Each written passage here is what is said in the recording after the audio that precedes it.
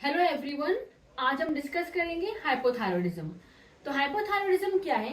ये पहली बात तो ये टॉपिक मैंने इसलिए चूज किया है क्योंकि इसके बहुत सारे पेशेंट्स आते हैं और ये एक ऐसी डिजीज है जो बहुत ही लेटर स्टेज में सिवियरिटी होने के बाद जाके डायग्नोज हो पाता है। और हो पाता है नहीं, जनरली लोग इसके स्टार्टिंग के इनिशियल सिम्टम्स को इग्नोर करते हैं क्योंकि जैसे इसके इनिशियल जो सिम्टम्स आते हैं वो होता है वेट गेन होता है या फिर एलोपेशिया होता है, हेयर फॉलिंग होता है। तो लोग इस तरह के सिम्टम्स को इग्नोर करते हैं। लोगों को लगता है कि ये सब सिम्टम्स ऐसे ही हो रहे हैं, हमारी बॉडी में नॉर्मली हो रहे हैं, लेकिन ये सब सिम्टम्स है हाइपोथायरॉयडिज्म के। तो इसीलिए मैंने ये टॉपिक लिया है। तो ये एक बहुत ही कॉमन डिसऑर्डर है।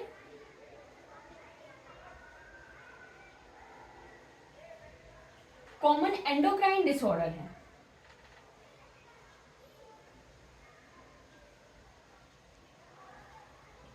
और ये फीमेल्स में बहुत कॉमन होता है।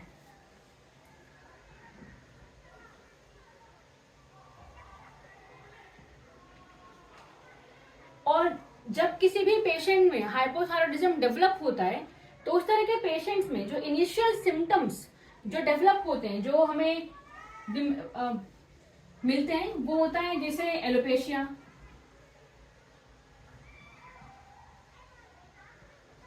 पेशेंट आएगा आपके पास और आके आपसे कहेगा कि डॉक्टर मुझे हेयर फॉल हो रहा है, बहुत ज्यादा मुझे हेयर फॉल हो रहा है। और जो हेयर फॉल है वो मेनली उसका फ्रंटल लोब में होता है। पेशेंट आपसे बोलेगा कि डॉक्टर मुझे मेरे फ्रंटल लोब में हेयर फॉल हो रहा है एंड टेम्पोरल लोब में हेयर फॉल हो रहा है, जिसकी वजह से उस तरह के पेशेंट का जो फोरहेड होगा वो लार्ज हो जाएगा, लार्जर फोरहेड होगा।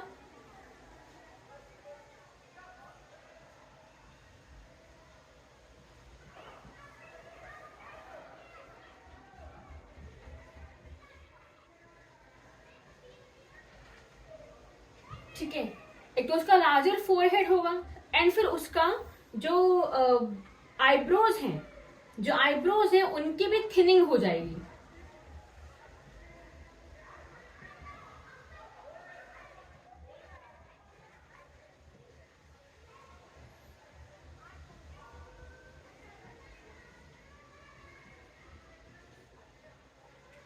इसके सिम्टम्स बताने से पहले मैं आपको ये बता दूं कि जो हाइपोथायरॉयडिज्म है उसका कॉज क्या है। उसका बेसिक कॉज होता है कि हमारी बॉडी में जो थायराइड ग्लैंड है उसमें से T3 and T4 hormone release नहीं हो पा रहा। उसके पीछे चाहे रीजन कुछ भी हो, लेकिन T3 एंड T4 हार्मोन का रिलीज नहीं हो पा रहा, सिंथेसिस नहीं हो पा रहा, इसीलिए उस तरह के पेशेंट्स में हाइपोथायरॉयडिज्म डेवलप हो रहा है। और जो ये T3 एंड T4 हार्मोन है, T3 एंड T4, T3 का नाम क्या है? T3 को हम बोलते हैं ट्राई आयोडोथायरोनिन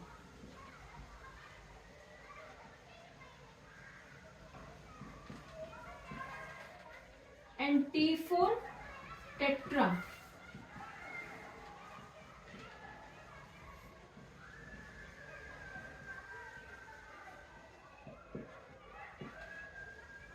किसी भी पेशेंट की बॉडी में अगर T3 and T4 hormone release नहीं हो पा रहे, उस तरह के पेशेंट्स में डेवलप होता है हाइपोथायरॉयडिज्म।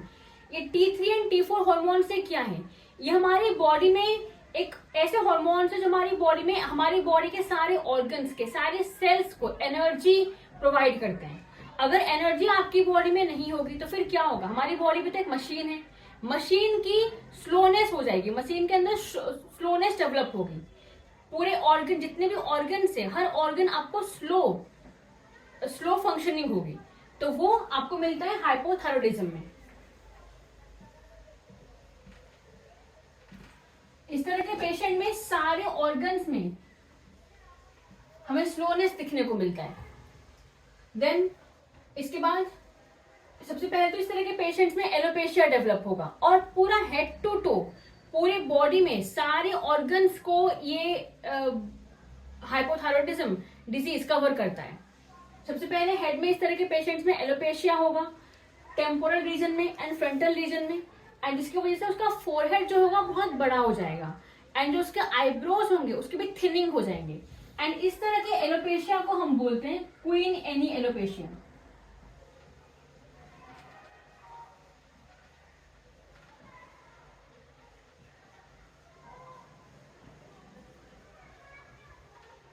क्वीन एनी एलोपेशिया, एक क्वीन थी यूरोप में, उनके अंदर सबसे पहले हाइपोथायरॉयडिज्म डेवलप हुआ था और ये एलोपेशिया दिखने को मिला था, इसलिए उसका नाम पड़ा क्वीन एनी एलोपेशिया। इसके बाद इस तरह के पेशेंट्स में हमें मिलता है जैसे होर्सनेस ऑफ वॉइस।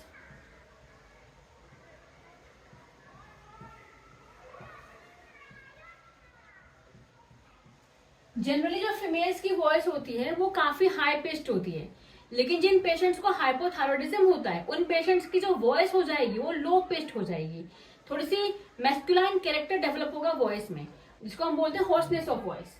देन उसके बाद इस तरह के पेशेंट्स में प्लूरल इफ्यूजन,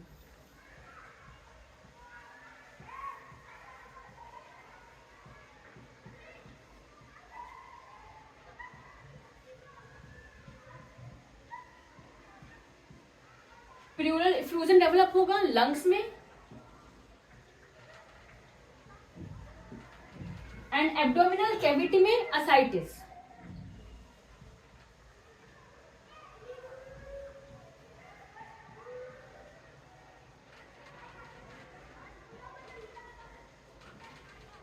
ये सब सिम्टम्स में मिलते हैं इस तरह के पेशेंट्स में। जनरली क्या होता है, alopecia and hoarseness of voice, ये इस तरह के पेशेंट्स में एक इनिशियल सिम्टम्स में आप इन्हें ले सकते हो। इनिशियल सिम्टम्स में हमें ये सब सिम्टम्स दिखने को मिलते हैं, alopecia and hoarseness of voice. लेकिन प्लूरल इफ्यूजन एंड असाइटिस ये इसके लेटर स्टेज के सिम्टम्स हैं। लेटर जब हाइपोथायरॉयडिज्म जब किसी भी पेशेंट में डायग्नोज नहीं हो पा रहा है, सिवियरिटी तक जा रहा है, तो उस पेशेंट्स में डेवलप होगा प्लूरल इफ्यूजन एंड असाइटिस। और ये क्यों हो रहा है, इसका कॉज है इसका कॉज होता है मिक्सोडीमा।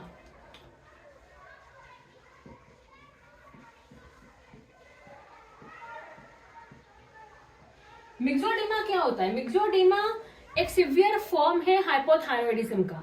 मिक्सोडीमा में क्या होता है, जो हमारे लिम्फेटिक सिस्टम है हमारी बॉडी का, जो हमारी बॉडी का लिम्फ नोड्स है और जो लिम्फ वेसल्स हैं, लिम्फ वेसल्स क्या कर रहे हैं, एक्स्ट्रा सेलुलर फ्लूइड सारे ऑर्गन से लेके आ रहे हैं, जिन्हें हम जो हमारे वीनस सिस्टम में जा रहा है, वो जो लिम्फ वेसल्स हैं उन लिम्फ वेसल्स में फ्लूइड का एक्यूमुलेशन बहुत ज्यादा हो रहा है, बहुत ज्यादा एक्स्ट्रा सेलुलर फ्लूइड हमारे ऑर्गन से आ रहा है, जिसकी वजह से सारे ऑर्गन्स में हमें यहाँ पे ड्राइनेस मिल जाती है। वो उस कंडीशन को हम बोलते हैं मिक्सोडीमा। मिक्सोडीमा की वजह से यहाँ पे असाइटिस डेवलप हो रहा है, मिक्सोडीमा की वजह से यहाँ पे प्लूरल इफ्यूजन डेवलप हो रहा है। मतलब जो हमारा लंग्स है, लंग्स एंड एब्डोमिनल कैविटी में वाटर का एक्यूमुलेशन ज्यादा हो रहा है, क्योंकि यहाँ पे मिक्सोडीमा डेवलप हो रहा है। देन यहाँ पे मिक्सोडीमा की वजह से यहाँ पे एक और कंडीशन आती है, इसको हम बोलते हैं, जिसका नाम है जो oedema in the extremities, peripheral oedema.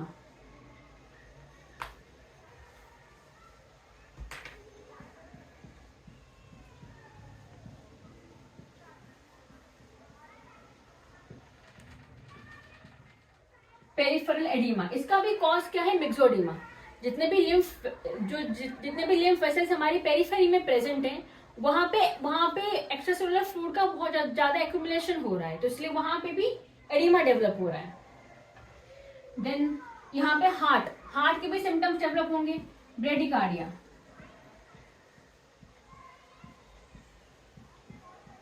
मतलब डिक्रीज हार्ट बीट, हार्ट की भी स्लोनेस डेवलप होगी, हार्ट की भी जो फंक्शनिंग है स्लोइंग हो गई उसमें। ब्रेडिकार्डिया के बाद यहाँ पे हाइपरटेंशन,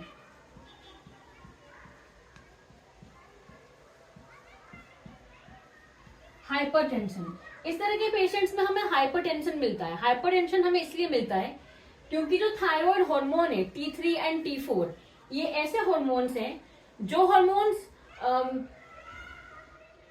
ये हार्मोन्स क्या करते हैं, ये हार्मोन्स हमारे जो ब्लड वेसल्स हैं उन वेसल्स में नाइट्रिक ऑक्साइड को प्रोड्यूस करते हैं।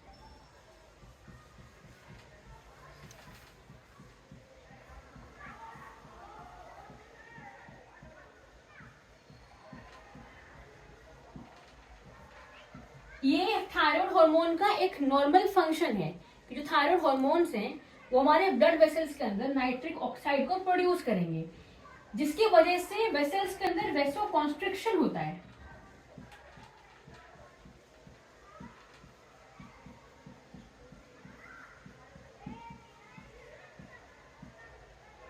ठीक है। लेकिन जब भी किसी भी पेशेंट में हाइपोथायरॉयडिज्म जब डेवलप होता है तो उस तरह के पेशेंट्स के ब्लड वेसल्स में नाइट्रिक ऑक्साइड प्रोड्यूस नहीं हो पा रहा, नाइट्रिक ऑक्साइड प्रोड्यूस नहीं हो पा रहा। तो ऐसे में क्या होगा, वेसोडाइलेटेशन होगा।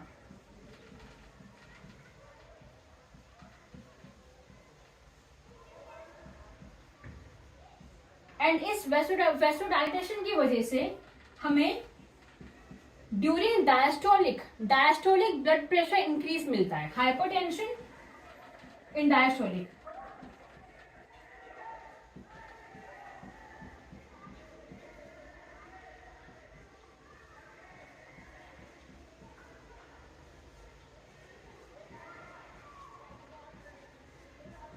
डायस्टोल के टाइम पे इस तरह के पेशेंट्स में मिलता है हाइपरटेंशन। ठीक है। फॉर एग्जांपल अगर किसी पेशेंट का जो सिस्टोल है वो अगर 120 है तो उसका डायस्टोल आपको मिलेगा 90। ठीक है, क्योंकि वहां पर हाइपरटेंशन डेवलप हुआ है डायस्टोल के टाइम पे, क्योंकि जो वेसल्स है उनमें नाइट्रिक ऑक्साइड की कमी हो गई, नाइट्रिक ऑक्साइड वहां पे प्रोड्यूस नहीं हो पा रहा क्योंकि थायराइड हार्मोन्स नहीं है बॉडी में। तो इसलिए उस तरह के पेशेंट्स में हाइपरटेंशन डेवलप हो रहा है ड्यूरिंग डायस्टोल। देन यहाँ पे वेट गेन मिलता है हमें।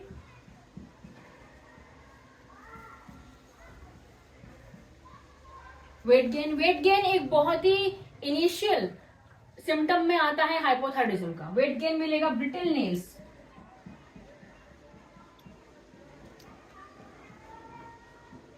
पेशेंट बोलेगा कि डॉक्टर जो मेरे नेल्स हैं वो इजीली ब्रेकेबल हैं, बहुत जल्दी ब्रेक हो जाते हैं।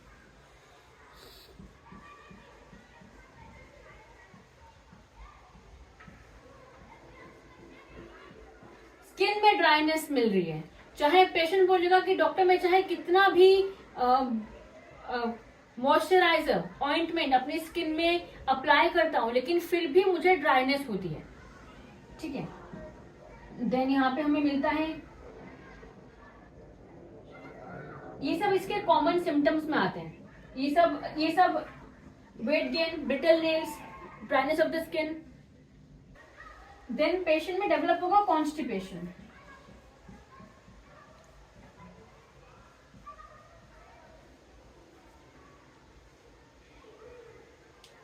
जैसे ये सिम्टम्स हैं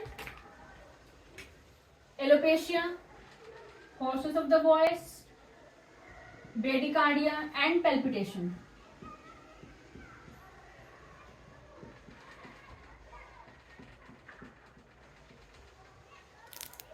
मैंने ऐसे हाइपोथायरॉयडिज्म के मैंने कुछ केसेस देखे हैं, 2-3 केसेस जहां पे पेशेंट बोलता है कि उसे हर समय पैल्पिटेशन डेवलप हो रहा है, उसे हर समय पैल्पिटेशन है, खाना खाने से पहले भी पैल्पिटेशन है, खाना खाने के बाद भी उस पेशेंट को पैल्पिटेशन हो रहा है। तो ये हाइपोथायरॉयडिज्म में हमें कॉमनली मिलता है, palpitation all the time. Hypertension, wait gain, brittle nails, dryness of the skin and constipation, ये इसके इनिशियल सिम्टम्स हैं। जब हाइपोथायरॉयडिज्म सिवियरिटी तक पहुंचता है, जब हम इनिशियल सिम्टम्स को इग्नोर करते हैं तो इस तरह के पेशेंट्स में ascites, pleural effusion and hypertension develop होता है। एंड इसमें कुछ मेंटल सिम्टम्स भी होते हैं जैसे कंफ्यूजन,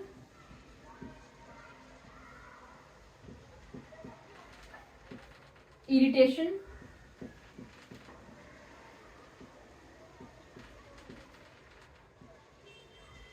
एंगर।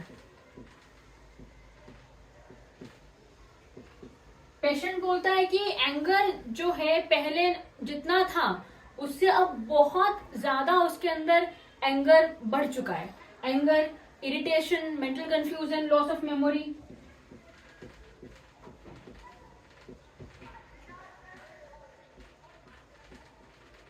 And depression.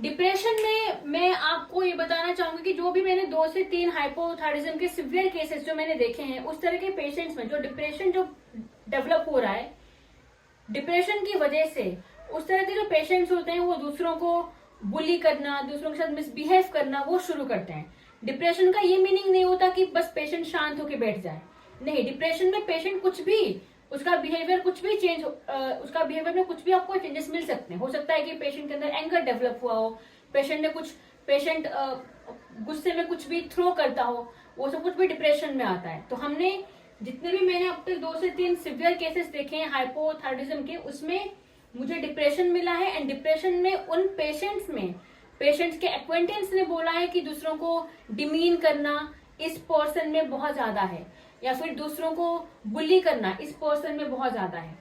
तो ये मुझे मिले हैं मेरे पेशेंट्स में। तो ये सब हमने जो पढ़ा अभी वो था हाइपोथायरॉयडिज्म के सिम्टम्स। अब हम पढ़ेंगे इसका एटियोलॉजी, इसका कॉज क्या है।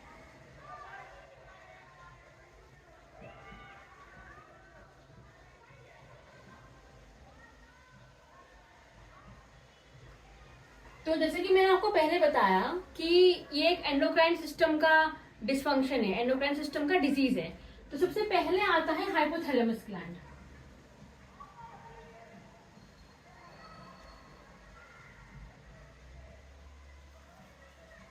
हाइपोथैलेमस, जो हाइपोथैलेमस है, ये हाइपोथैलेमस सबसे पहले एक हार्मोन रिलीज करेगा जिसका नाम है टीआरएच।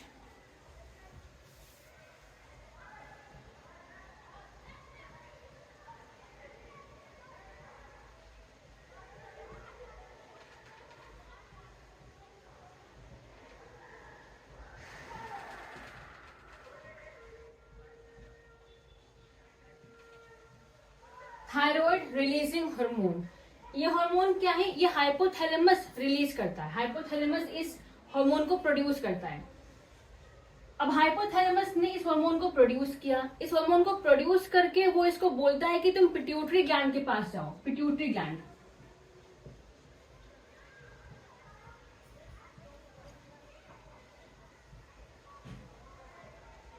पिट्यूटरी ग्लैंड को सिग्नल, बेसिकली इस हार्मोन के थ्रू हाइपोथैलेमस पिट्यूटरी ग्लैंड को सिग्नल भेज रहा है कि पिट्यूटरी ग्लैंड एक और हार्मोन प्रोड्यूस करे जिसका नाम है thyroid stimulating hormone.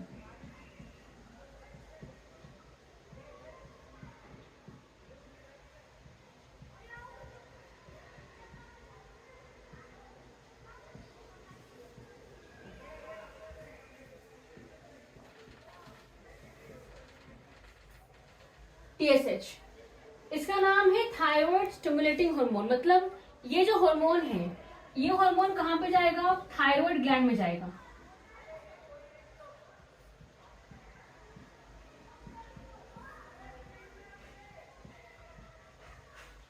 Thyroid gland में जाके थायराइड ग्लैंड को ये हार्मोन स्टिमुलेट करेगा कि तुम T3 एंड T4 को रिलीज करो। T3 एंड T4, जब तक हाइपोथैलेमस थायराइड रिलीजिंग हार्मोन को रिलीज नहीं करेगा तब तक पिट्यूटरी ग्लैंड से थायराइड स्टिमुलेटिंग हार्मोन रिलीज नहीं होगा। और जब तक पिट्यूटरी से थायराइड ग्लैंड तक थायराइड स्टिमुलेटिंग हार्मोन नहीं जाएगा तब तक thyroid gland T3 and T4 को रिलीज नहीं करेगा। तो ये इसका एंडोक्राइन सिस्टम है थायराइड ग्लैंड का। अब जो हाइपोथायरॉयडिज्म है उसके 3 टाइप्स हैं। फर्स्ट टाइप होता है प्राइमरी हाइपोथायरॉयडिज्म।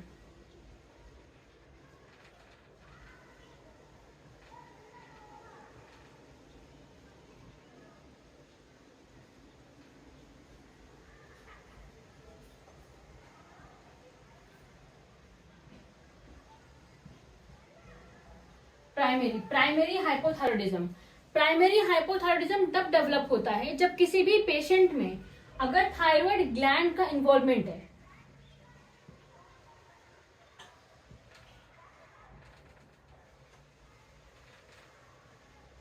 मतलब जो पिट्यूटरी है और जो हाइपोथैलेमस है वो तो नॉर्मली एक्ट करते हैं, वो तो बिल्कुल नॉर्मल है, लेकिन थायराइड ग्लैंड में ही प्रॉब्लम है, तो उसको हम बोलेंगे प्राइमरी हाइपोथायरॉयडिज्म। सेकेंड टाइप है इसका सेकेंडरी हाइपोथायरॉयडिज्म।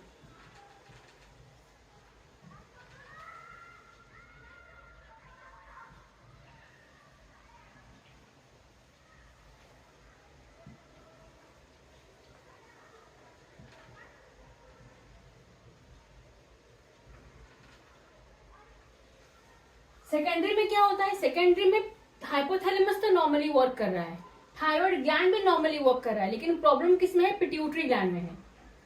थर्ड आता है टर्शरी।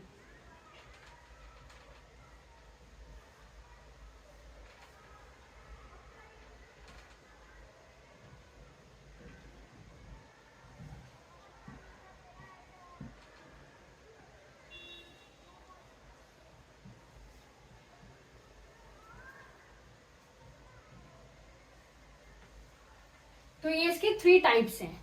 अब सबसे पहले हम बात करते हैं प्राइमरी हाइपोथायरॉयडिज्म की। प्राइमरी में क्या होता है, प्राइमरी हाइपोथायरॉयडिज्म के जो इसका पहला कॉज है वो है, अगर कोई पेशेंट है, उस पेशेंट में पहला है इसका nutritional deficiency.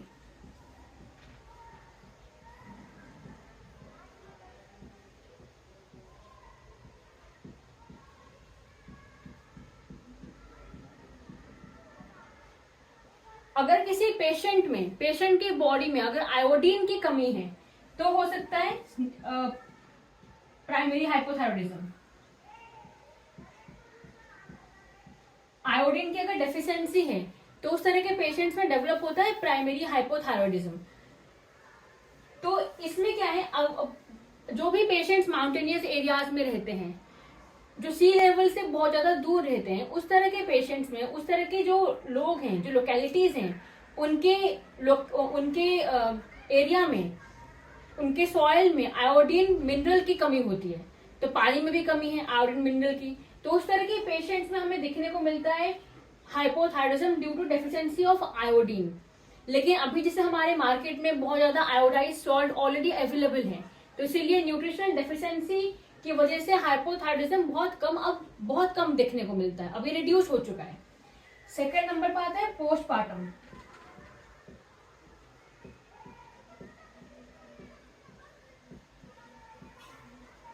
Postpartum hypothyroidism, postpartum का मतलब होता है आफ्टर चाइल्ड बर्थ।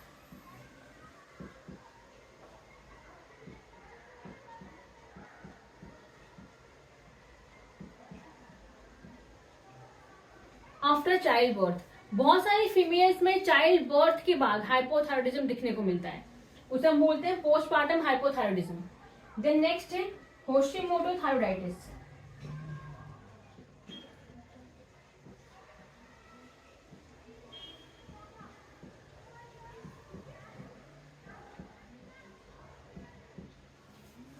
ये जो डिजीज है होशिमोटो थायराइडाइटिस, ये सबसे कॉमन टाइप है हाइपोथायरॉयडिज्म का, सबसे कॉमन टाइप है ये प्राइमरी हाइपोथायरॉयडिज्म का।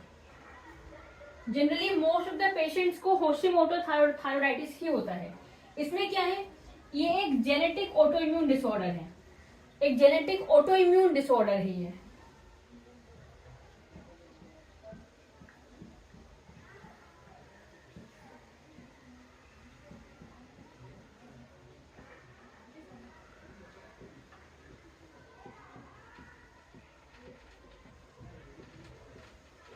जेनेटिक ऑटोइम्यून डिसऑर्डर, इस डिजीज में एक हमारी बॉडी में एक जीन प्रेजेंट होती है, इसका नाम होता है HLA-DR3 जीन। ये एक जीन है, HLA-DR3 जीन प्रेजेंट है हमारी बॉडी में। ये जीन क्या करेगा, इस तरह के पेशेंट्स में HLA-DR3 जीन प्रेजेंट मिलेगा आपको, और ये जीन क्या करेगा, ये जीन जाएगा थायराइड ग्लैंड के पास। थायराइड ग्लैंड में, जो हमारा थायराइड ग्लैंड है, वहां पे एक एंजाइम प्रेजेंट होता है जिसका नाम है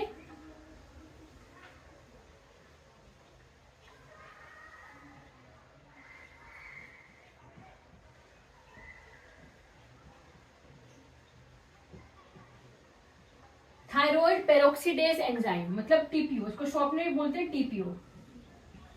टीपीओ एंजाइम। अगर ये जो जीन है, ये जीन जाके क्या करेगा, टीपीओ एंजाइम, जो टीपीओ एंजाइम है, टीपीओ एंजाइम का रोल ये है कि हमारे थायराइड ग्लैंड से T3 एंड T4 हार्मोन को प्रोड्यूस करने में हेल्प करता है। लेकिन अगर किसी पेशेंट में HLA-DR3 जीन प्रेजेंट है, वो जीन थायराइड ग्लैंड में जाएगा, थायराइड ग्लैंड में जाके वो टीपीओ थायराइड पेरोक्सीडेज एंजाइम के अगेंस्ट एक एंटीबॉडी क्रिएट करेगा।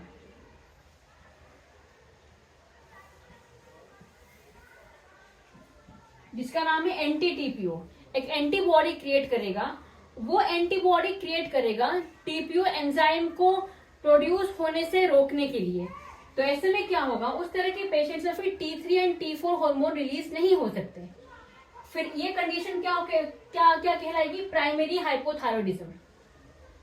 तो एंटी-टीपीओ, जनरली हम सबकी बॉडी में anti-TPO enzyme, anti-TPO antibodies present होते हैं एंड उसका नॉर्मल वैल्यू होता है 0 to 34 इंटरनेशनल यूनिट पर लीटर।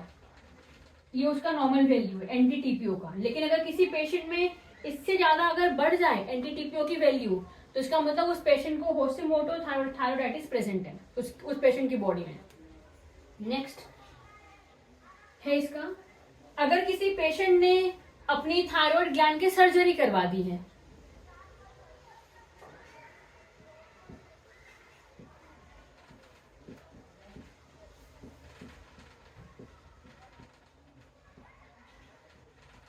थायराइड ग्लैंड को अगर किसी पेशेंट ने रिमूव करवा दिया है, removal of the thyroid gland, जिसे हम बोलते हैं थायराइडेक्टोमी, ठीक है, तो उस तरह के पेशेंट्स में भी डेवलप हो सकता है हाइपोथायरॉयडिज्म, क्योंकि T3 एंड T4 हार्मोन तो रिलीज होगा नहीं, तो उस तरह के पेशेंट्स में डेवलप होगा।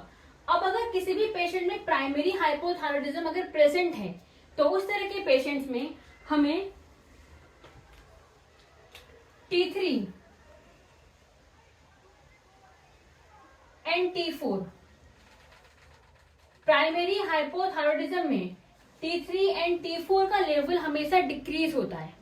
T3 एंड T4 का लेवल हमेशा डिक्रीज होता है इन प्राइमरी हाइपोथायरॉयडिज्म। लेकिन जो TSH का लेवल है, TSH एंड TRH का लेवल हमेशा इंक्रीज मिलेगा। अगर आप ब्लड टेस्ट करवाते हो किसी भी पेशेंट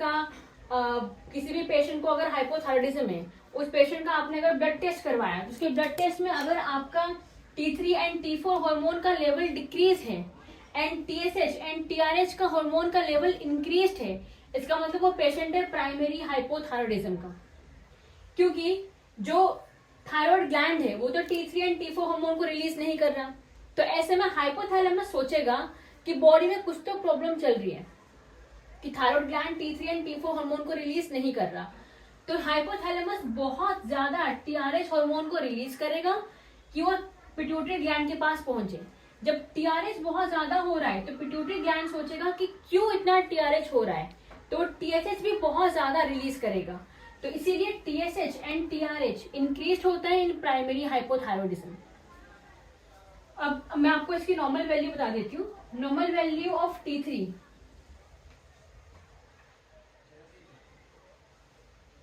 की जो नॉर्मल वैल्यू होती है वो होती है 80 to 220 Ng/dl, और T4 की नॉर्मल वैल्यू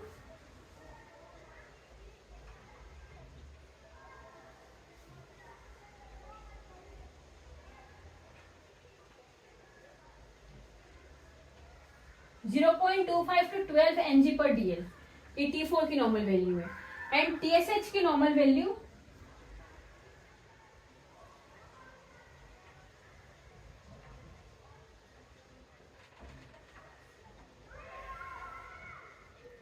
'TSH हार्मोन की नॉर्मल वैल्यू होती है 0.4 to 4 मिलीग्राम पर डेसीलीटर, मिलीग्राम पर litre. And TRH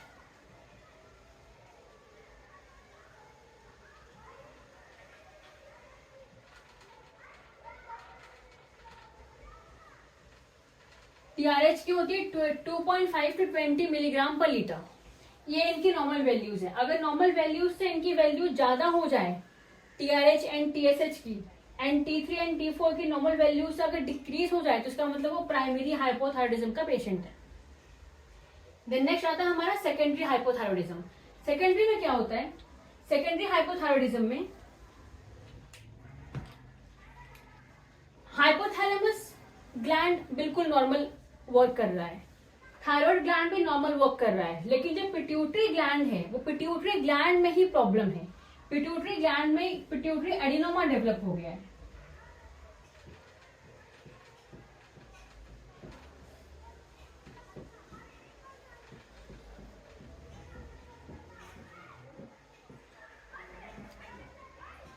pituitary adenoma. Adenoma का मतलब होता है जितने भी हमारी बॉडी में एंडोक्राइन ग्लैंड्स हैं उनमें से किसी भी एंडोक्राइन ग्लैंड में अगर ट्यूमर डेवलप हो तो उसे हम बोलते हैं एडिनोमा। एंडोक्राइन ग्लैंड के ट्यूमर को बोलते हैं एडिनोमा। तो किसी भी पेशेंट में अगर पिट्यूटरी एडिनोमा डेवलप है तो वो एडिनोमा क्या करेगा, पिट्यूटरी ग्लैंड में, एंटीरियर पिट्यूटरी ग्लैंड में जो टीएसएच हार्मोन जो रिलीज हो रहा है उस टीएसएच हार्मोन को रिलीज होने से इनहिबिट करेगा। कैसे? टीएसएच हार्मोन जितने भी सेल्स एंटीरियर पिट्यूटरी ग्लैंड के जो भी सेल्स टीएसएच हार्मोन को रिलीज कर रहे हैं उन सेल्स को ब्लॉक कर देगा, तो टीएसएच हार्मोन को रिलीज नहीं कर सकते। ऐसे में क्या होगा, जो टीएसएच है वो डिक्रीज होगा, decrease TSH in secondary hypothyroidism. TSH का अमाउंट डिक्रीज होगा इन सेकेंडरी हाइपोथायरॉयडिज्म। जब टीएसएच हार्मोन रिलीज नहीं हो रहा तो थायराइड ग्लैंड को स्टिमुलेशन नहीं मिलेगा। जब उसको स्टिमुलेशन नहीं मिलेगा तो फिर T3 एंड T4 भी रिलीज नहीं होंगे। इसीलिए सेकेंडरी हाइपोथायरॉयडिज्म में टीएसएच, T3 एंड T4 तीनों ही डिक्रीज होते हैं।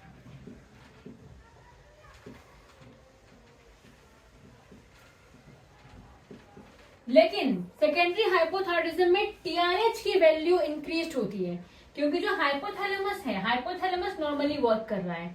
हाइपोथैलेमस सोचेगा कि बॉडी काम क्यों नहीं कर रही है, क्या प्रॉब्लम हो रही है बॉडी में, तो हाइपोथैलेमस बहुत ज्यादा टीआरएच हार्मोन को रिलीज करेगा कि पिट्यूटरी ग्लैंड तक पहुंचे। लेकिन पिट्यूटरी ग्लैंड में ऑलरेडी डिसफंक्शन प्रेजेंट है, तो इसीलिए पिट्यूटरी ग्लैंड से टीएसएच हार्मोन की रिलीज नहीं हो सकता। जब पिट्यूटरी से टीएसएच हार्मोन का रिलीज नहीं होगा तो फिर थायराइड ग्लैंड में T3 एंड T4 को रिलीज नहीं करेगा, इसलिए यहाँ पे टीआरएच इंक्रीज मिलेगा।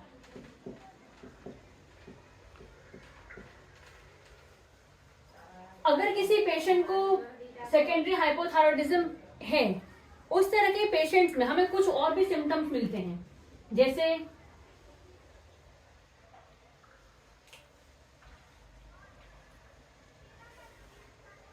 एमेनोरिया,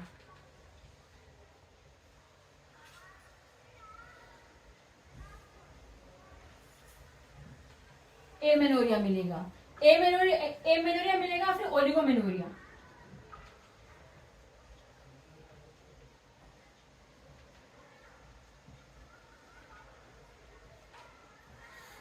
इसका कॉज क्या है, एमेनोरिया एंड ओलिगोमेनोरिया का? इसका जो कॉज है वो होता है हाइपर प्रोलैक्टिनीमिया।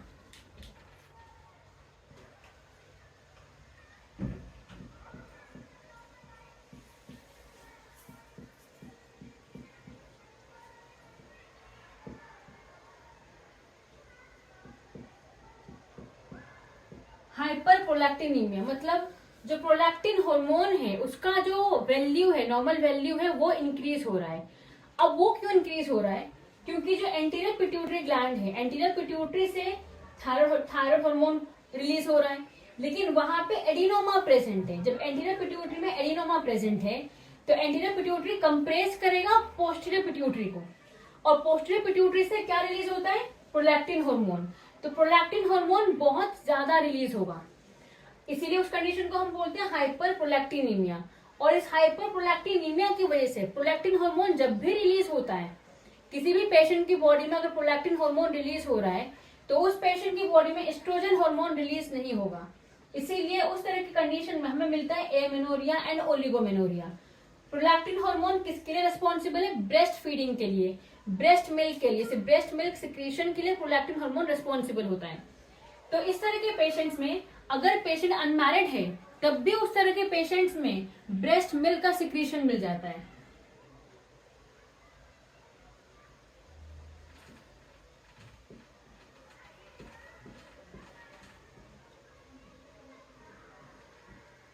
अगर पेशेंट प्रेग्नेंट नहीं है, उसकी प्रेगनेंसी नहीं हुई है, तब भी पेशेंट में ब्रेस्ट मिल्क का सिक्रेशन मिलेगा। और अगर कोई मेल पेशेंट है, उस मेल पेशेंट में अगर हाइपोथायरॉयडिज्म डेवलप हुआ है बिकॉज सेकेंडरी हाइपोथायरॉयडिज्म, तो भी उस पेशेंट में गैलेक्टोरिया मिलेगा। मिल्क सिक्रेशन इन मेल्स को हम बोलते हैं गैलेक्टोरिया।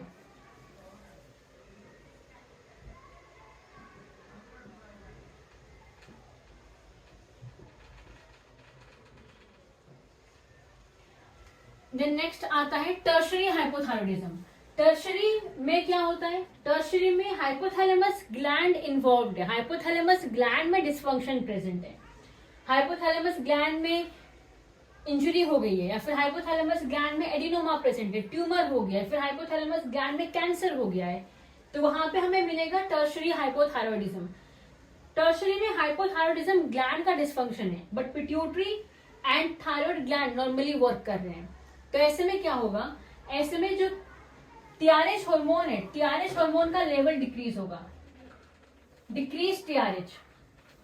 जब टीआरएच हार्मोन ही रिलीज नहीं हो पा रहा हाइपोथैलेमस से, तो पिट्यूटरी ग्लैंड से टीएसएच भी रिलीज नहीं होगा, और जब पिट्यूटरी ग्लैंड से टीएसएच हार्मोन रिलीज नहीं हो रहा, तो फिर थायराइड ग्लैंड से T3 एंड T4 हार्मोन भी रिलीज नहीं होंगे। इसीलिए टर्शरी हाइपोथायरॉयडिज्म की कंडीशन में टीआरएच भी आपको डिक्रीज मिलता है, टीएसएच भी डिक्रीज मिलता है, and T4, T3 and T4 भी डिक्रीज मिलते हैं।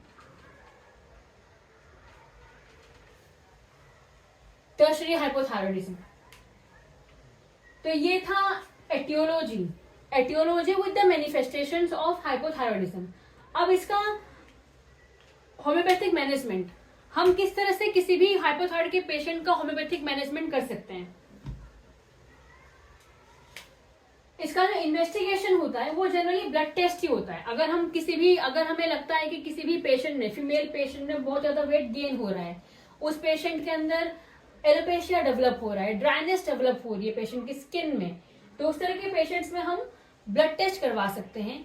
ब्लड टेस्ट में हमें मिलेगा थायराइड ब्लड टेस्ट। अगर हम उस पेशेंट का थायराइड हार्मोन का ब्लड टेस्ट करवाएं, तो उससे हम पता लगा सकते हैं उस पेशेंट को टर्शरी, सेकेंडरी या फिर प्राइमरी हाइपोथायरॉयडिज्म है। देन इसका आता है होम्योपैथिक मैनेजमेंट। किस तरह से हम इस तरह के पेशेंट्स का होम्योपैथिक मैनेजमेंट कर सकते हैं। इसका इन्वेस्टिगेशन में आता है ब्लड टेस्ट।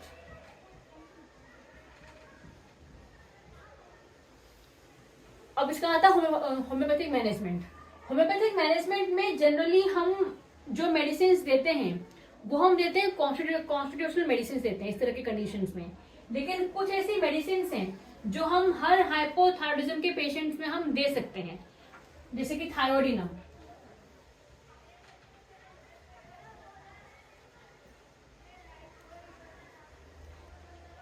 थायरोडिनम जनरली उस तरह के पेशेंट्स में प्रेस्क्राइब करते हैं जिन पेशेंट्स में हाइपोथायरॉयडिज्म डेवलप हुआ है because of any change in their life. अगर उस पेशेंट की, चेंज का मतलब होता है जैसे पेशेंट की शादी हो गई, उसकी मैरिज हो गई, मैरिज होने के बाद अगर उस पेशेंट का हाइपोथायरॉयडिज्म डेवलप है तो उसको आप थायरोडिनम मेडिसिन दे सकते हैं। या फिर चाइल्ड बर्थ हुआ, वो एक बहुत बड़ा चेंज होता है फीमेल की लाइफ का। या फिर उस फीमेल ने कोई भी लोकेशन को चेंज किया, वो पहले एक लोकेशन में थी, पहले फीमेल अपने घर पे थी, फिर वो फीमेल हॉस्टल चली गई, हॉस्टल में जाने के बाद या फिर उसका कुछ भी लोकेशन, उसका घर चेंज हुआ, उसका हाउस चेंज हुआ, उसके बाद अगर उस पेशेंट को हाइपोथायरॉयडिज्म डेवलप हुआ है तो भी आप उस पेशेंट को दे सकते हो थायरोडिनम, आयोडिनम,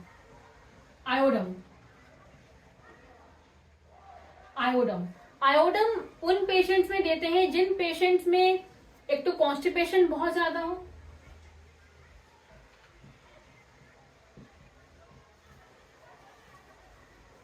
पेशेंट में प्रेजेंट है कॉन्स्टिपेशन के बाद इस तरह का जो पेशेंट है वो आपसे बोलेगा कि डॉक्टर मैं जितना खाना खाता हूं उसके अकॉर्डिंग मेरा वेट गेन नहीं हो रहा। बहुत बहुत बहुत ज्यादा पेशेंट खाना खाता है, उसकी हंगर बहुत ज्यादा है, excessive hunger.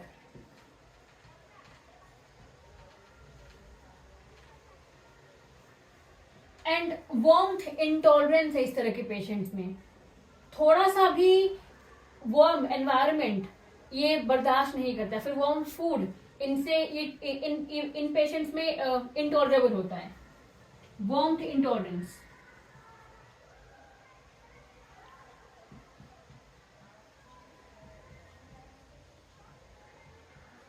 Warmth intolerance. Then इसमें हम और मेडिसिन जो हम इसमें दे सकते हैं वो है कैलकेरिया फॉस।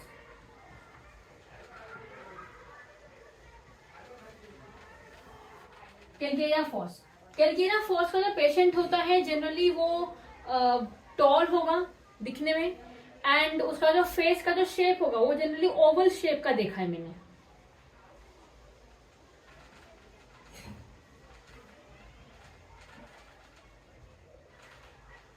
एंड इस तरह के पेशेंट्स में भी हमें कॉन्स्टिपेशन मिलता है, कॉन्स्टिपेशन मिलेगा।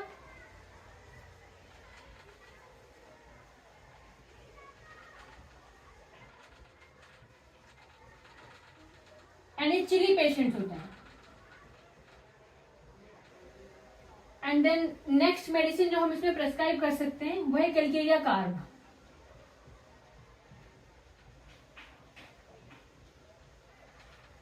कैलकेरिया कार्ब, ये पेशेंट्स की जो बॉडी होगी जनरली फ्लेबी होगी, फ्लेबी मसल्स होंगे, फ्लेबी बॉडी होगी, बहुत ही पफी इनकी बॉडी होगी। कॉन्स्टिपेशन में बहुत ज्यादा है इस तरह के पेशेंट्स में। एंड इनके अंदर एग की डिजायर बहुत ज्यादा है, डिजायर फॉर एग के साथ इस तरह के पेशेंट्स में स्वेटिंग बहुत ज्यादा होगी, प्रोफ्यूज स्वेटिंग।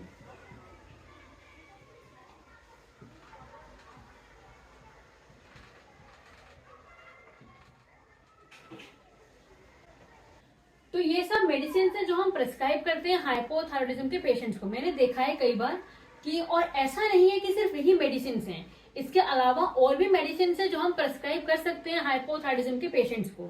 मैंने बहुत सारी मेडिसिन और भी मैंने प्रेस्क्राइब करी हैं और पेशेंट के सिम्टम्स में उनको काफी रिलीफ भी मिला है। एंड वो जो मेडिसिन होती हैं वो हम कॉन्स्टिट्यूशन के अकॉर्डिंग प्रेस्क्राइब करते हैं। तो ये था हाइपोथायरॉयडिज्म का एक नॉर्मल डिस्कशन, उसका एटियोलॉजी, उसके मैनिफेस्टेशंस एंड उसका होम्योपैथिक मैनेजमेंट।